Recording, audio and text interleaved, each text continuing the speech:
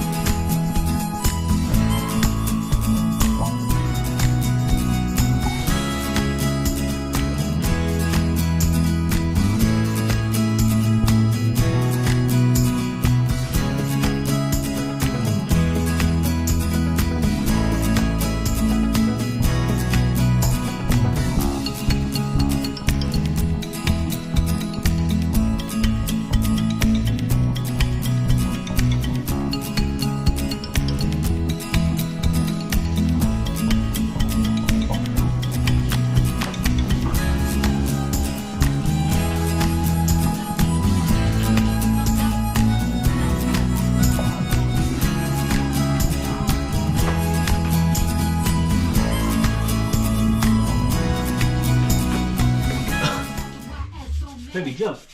Right, all the tiles nice and clean. That's actually looking really good. Looks nice like that.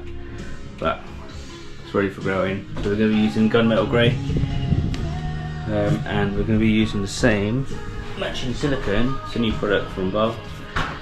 So it's a matte silicone. So that's going to, I think, finish off around the edges at the bottom there.